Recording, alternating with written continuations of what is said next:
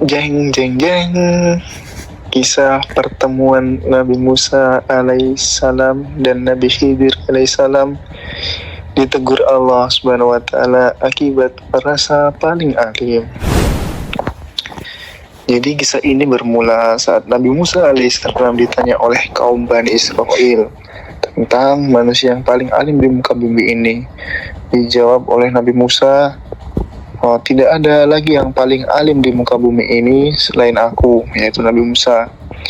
Akibat jawaban itu, Nabi Musa ditegur oleh Allah Subhanahu wa taala. Tak hanya itu, Allah Subhanahu wa taala juga menurunkan wahyu kepadanya yang berbunyi dan artinya, sesungguhnya aku memiliki seorang hamba di pertemuan dua samudera yang lebih alim darimu. Nabi Musa menjadi penasaran, wahai Tuhanku, bagaimana aku bisa bertemu dengannya?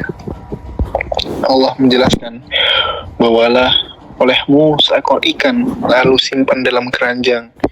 Di mana ikan itu menghilang, di sanalah hamba itu berada, atau Nabi Khidir berada. Hamba dimaksud tak lain adalah Nabi Khidir alaihissalam. Singkat kisah, Nabi Musa mengambil seekor ikan lalu memasukkannya ke dalam keranjang. Setelah itu, dirinya berangkat ditemani seorang pemuda atau muridnya yang bernama Yusha bin Nun. Tibalah keduanya di sebuah batu besar, tetapi bermaksud untuk merebahkan kepala sejenak. Keduanya justru tertidur, sementara ikan yang ada di dalam keranjang mulai meronta hingga akhirnya keluar dan terjatuh ke lautan. Kejadian ini pun diabadikan dalam Al-Quran dalam surat Al-Kahfi. Lalu ikan itu melompat dan mengambil jalan ke laut. Ketika Nabi Musa alaihissalam terbangun, kawannya lupa mengabarkan kepadanya tentang keberadaan ikan tersebut. Keduanya justru melanjutkan perjalanan selama sehari semalam. Keesokan harinya, Musa baru berkata kepada muridnya, bawalah kemari makanan kita. Sesungguhnya kita telah merasa letih karena perjalanan kita ini. Semula memang Nabi Musa seperti yang tidak mendapati rasa letih, hingga tibalah di tempat yang diperintahkan Allah Subhanahu wa taala dan bertanya demikian. Muridnya lantas menjawab, tahukah engkau, tatkala kita mencari tempat berlindung di batu tadi, sesungguhnya aku lupa ikan itu dan tidak ada yang melupakanku kecuali setan, dan ikan itu mengambil jalannya ke laut dengan cara yang sangat aneh. Jadi tadi tuh ceritanya pas bawa ikan, Nabi Musa itu capek, kemudian dia tidur di bawah batu. Dia itu lanjut perjalanan. Ternyata di batu tadi tuh pas tertidur itu tuh ikannya lompat. Yang di ini ya. Lalu? Padahal terus dia ini, benar sekali ikan itu mengambil jalannya di laut, sehingga Nabi Musa dan muridnya pun terheran-heran. Musa kembali berkata, itulah tempat tadi yang kita cari. Akhirnya keduanya pun kembali mengikuti jejak mereka semula. Keduanya menyusuri jejak mereka semula hingga sampai lagi di batu yang besar. Tiba-tiba ada seorang pria yang berselimutkan sebuah kain. Musa pun mengucap salam dan dijawab oleh pria tersebut yang belakang dikenali sebagai Khidir itu. Bagaimana salam di tempatmu? Musa lalu memperkenalkan diri. Aku adalah Musa. Ditanya oleh Khidir, apakah Musa kaum Bani Israel? Musa menjawab, benar, aku menemuimu agar engkau mengajariku sebuah ilmu. Kemudian Musa meminta izin untuk mendampingi dan mengikuti Khidir. Namun keinginannya itu diragukan oleh hamba soleh itu. Sesungguhnya kamu sekali-kali tidak akan sanggup sabar bersamaku, wahai Musa, sebab aku memiliki sebuah ilmu Allah yang telah diajarkan kepadaku, namun tidak diajarkan kepada kamu. Begitu juga engkau memiliki ilmu yang Allah yang telah diajarkannya kepadamu, tetapi aku tidak ketahui. Musa pun berusaha meyakinkan Khidir, insya Allah engkau akan mendapati aku sebagai orang yang sabar, dan aku tidak akan menentangmu dalam sesuatu urusan apapun. Secara tidak langsung, Khidir menjanjikan kepada Musa bahwa kemampuannya untuk bersabar ditentukan oleh perkenan dan kehendak Allah. Tak lupa, sang hamba memberi persyaratan kepada Musa agar tidak bertanya apa-apa kepadanya sampai dirinya menjelaskan semua alasan dibalik apa yang dilakukan. Jadi Nabi Musa itu izin mengikuti dia. Penasaran gitu loh sayang, dia penasaran. Kan Allah bilang bahwa Khidir itu orang yang alim juga, namun ilmunya itu ada yang enggak dimiliki Nabi Musa, makanya dia penasaran. Khidir Terus tuh dikatakan Nabi Khidir itu siapa? Khidir itu Nabi Musa. Nabi Khidir tuh Nabi Musa. Nabi Khidir itu ada sendiri, Nabi Khidir dan Musa di kisah. Yang di Al-Kahfi itu Nabi Khidir sama Musa ada sendiri. Ada Nabi sendiri. Khidir tuh Nabi siapa? Ada kaum sendiri. Gimana? Nabi Khidir tuh Nabi siapa? Iya, Nabi Khidir. Khidir tuh kalau di sebagian ulama dia mengatakan juga Nabi, cuman dari kaum apa belum tahu sih kalau Mas, belum sempat nyari juga. Oke. Lanjut. Gitu. Kemudian lanjut cerita ya. Iya. Jika engkau mengikutiku, janganlah engkau menanyakan kepadaku tentang suatu apapun sampai aku sendiri yang menerangkan kepadamu. Jadi Nabi Khidir itu diperintahkan Nabi Musa. Diperintahkan Allah nggak sih? Nabi Musa diperintahkan oleh Khidir agar ketika Nabi Khidir itu melakukan suatu hal, dia tuh tidak protes, tidak banyak berbicara, tidak banyak menyanggah apa yang Nabi Khidir lakukan nanti di perjalanan. Kemudian berjalanlah Nabi Musa dan Nabi Khidir menyusir pinggiran pantai. Saat ingin menyeberangi pantai yang lain, keduanya mendapati kapal kecil yang tengah mengangkut para penumpang. Untungnya para awak kapal telah mengenali Khidir. Singkatnya, mereka pun membawa Khidir dan Musa menuju pantai yang dituju tanpa diminta imbalan apapun. Di saat demikian, keduanya melihat seekor burung yang hinggap di pinggir kapal. Lalu sang burung meminum sedikit air laut dengan paruhnya. Khidir berbisik kepada Musa, "Demi Allah, tidaklah ilmuku dan ilmumu di sisi Allah kecuali seperti air laut yang diambil burung itu dengan paruhnya." Saat keduanya berada di dalam kapal, Nabi Musa merasa heran luar biasa karena melihat Khidir melubangi kapal tersebut dengan melepas salah satu papannya. Musa pun lupa dan ingkar akan janjinya. Dalam pikirnya, setiap kerusakan di muka bumi adalah kejahatan, dan kejahatan lebih berat lagi karena dilakukan kepada orang-orang yang telah berbuat baik kepadanya. Nabi Musa lantas menanyakan, "Mengapa engkau melubangi perahu itu yang akibatnya akan menenggelamkan penumpangnya? Sesungguhnya engkau telah berbuat satu kesalahan besar." Nabi Khidir pun mengucapkan hal demikian. Di sana Khidir mengingatkan Nabi Musa akan janjinya. "Bukankah aku telah berkata, sesungguhnya engkau sekali-kali tidak akan sabar bersama dengan aku?" Pertanyaan Nabi Musa yang pertama dilakukannya karena lupa, sebagaimana yang disampaikan dalam Rasulullah SAW. Keduanya pun melanjutkan perjalanan. Namun Nabi Musa kembali melihat keanehan yang dilakukan Khidir saat mengambil seorang anak kecil yang sedang lucu-lucunya dan aktif bermain, kemudian menidurkannya. Anak itu lalu disembelih dan kepalanya dipisahkan dari tubuhnya.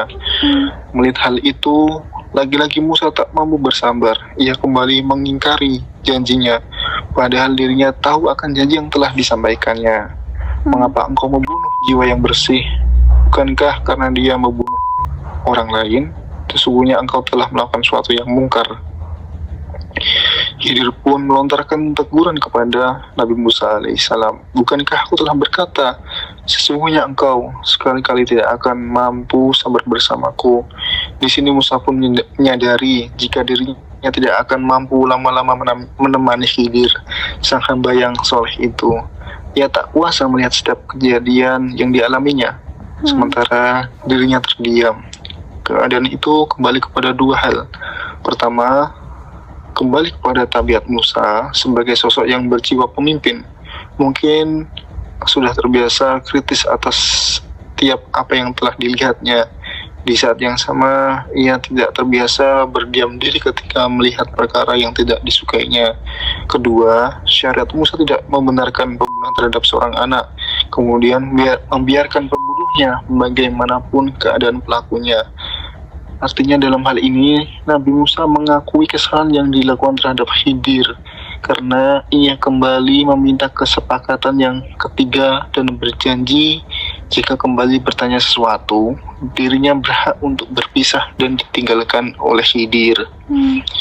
Mereka pun melanjutkan perjalanan sampai di suatu kampung yang penduduknya kikir. Mereka berdua mencari orang-orang yang berkenan menjamu atau memberikan dia makanan, namun tidak mendapati seorang pun. Meski demikian, Khidir tetap memperbaiki sebuah dinding rumah di kampung tersebut yang nyaris roboh. Lagi-lagi merupakan perkara yang aneh. Mereka diketahui sebagai kaum yang kikir, namun Nabi Khidir mau memperbaiki dinding rumah mereka tanpa mendapat imbalan apapun. Disinilah Musa sudah memilih untuk berpisah dengan Khidir. Hal itu ditujukan dalam pertanyaan tentang alasan mengapa Khidir mau memperbaiki rumah para penduduk kampung itu tanpa imbalan sedikit pun. Padahal dari mereka tidak ada yang mau menyambut dan menjamunya. Seandainya Musa bersabar dalam mendampingi Khidir, tentu Nabi Musa akan mendapatkan banyak keajaiban yang luar biasa dan rahasia yang ada di dalamnya. Sayangnya Nabi Musa memilih berpisah setelah Khidir menjelaskan rahasia di balik semua yang dilakukannya. Adapun perahu itu adalah milik orang-orang miskin yang bekerja di laut, maka aku bermaksud membuatnya cacat, karena di hadapan mereka ada seorang raja yang zalim yang merampas setiap perahu yang masih terlihat bagus. Jelas Nabi Khidir. Kemudian adapun anak yang aku bunuh itu, keduanya orang tuanya mukmin, dan kami khawatir kalau dia akan memaksa kedua orang tuanya untuk durhaka dan berbuat kufur. Maka kami menghendaki bahwa Tuhan mereka menggantinya dengan seorang anak lain yang lebih baik kesuciannya daripada anak itu dan lebih sayang kepada bapak dan ibunya. Adapun dinding rumah itu adalah milik dua anak yatim piatu di kota tersebut, dan di bawahnya tersimpan harta milik mereka berdua, sedangkan ayah mereka orang yang soleh. Maka Tuhanmu menghendaki agar keduanya mencapai usia dewasa dan mengeluarkan simpanannya itu sebagai rahmat dari Tuhanmu. Aku tidak melakukan berdasarkan kemauanku sendiri. Itulah makna yang engkau tidak mampu bersabar terhadap dirinya, yaitu Khidir. Pertemuan Nabi Musa dan Khidir pun diabadikan dalam Al-Quran surat Al-Kahfi mulai ayat 61 sampai ayat 82. Kisahnya diriwayatkan pula oleh Al-Bukhari dalam kitab Al-Alm, dari Ibnu Abbas, dari Ubay bin Ka'ab, tepatnya dalam kitab bab Ma Zukira Zahab Musa Al-Bahir Al-Kizir juz 1 halaman 168 nomor hadis 74. Selesai. Tamat. Deng, deng, deng. Jadi intinya Nabi pesan Musa moralnya, pesan Iya. moral. Gimana? Pesan moral. Jadi pesan moral, kalau kita tidak tahu akan sesuatu, kita jangan langsung mengejas atas perbuatan tersebut. Iya. Dengan apa ya? Dengan misalkan kita sedang dijelaskan oleh guru kita atau dosen kita langsung menyela perkataan atau penjelasan dia itu sesuatu yang tidak diperbolehkan. Kedua, pentingnya bersabar dalam segala hal. Entah itu sabar menghadapi gurunya, sabar atas jawaban yang dia tidak ketahui. Nah itulah. Ketiga, jangan menjadi orang yang sok tahu atas hal yang dia tidak tahu. Padahal gurunya itu yang lebih tahu dari misalkan kayak kita sebagai mahasiswa itu. Ya. Itulah, iya. Berarti harus sabar, jangan sok tahu. Sama satu lagi apa, Mas? Sabar dan sok tahu, tidak boleh menyela Oh iya. penjelasan guru. Ya. Oke. Jadi tadi ada 3 perbuatan Nabi Khidir yang aneh, apa aja sebutkan. Pertama, dia ngerusak perahu karena perahunya nanti di depannya ada yang orang kaya yang mau mencuri, mau ituin perahunya. Terus yang kedua, dia membunuh anak kecil. Soalnya bapak ibunya mau apa Mas? Bapak ibunya apa namanya? Iya, pokoknya takut memurtadkan bapak ibunya. Oh, emang anak itu anak apa? Anak setan? Enggak sih, jadi bukan anak setan ya, anak biasa. Takut mengeluarkan dari agama Islam itu, kayak ngajak bapak ibunya masuk Kristen atau gimana gitu. Oh, terus itu, terus yang ketiga dia membangun rumahnya anak yatim yang di bawahnya ada hartanya, ya kan? Ini mendengarkan. Terus Mas, kalau dulu Mas juga pernah ceramah kayak gini. Mas tunggu dulu. Mas harus ada closing. Sekian ininya gitu. Kan awalnya kan jeng, terus closingnya gimana? Sekian cerita malam ini. Terima kasih. Enggak gitu. Sekian episode sekian Rian Mendongeng, episode judulnya apa? Bye gitu. Kelamaan, Ray. Yaudah, sekian Rian Mendongeng malam ini. Terima kasih gitu. Ulangin. Sekian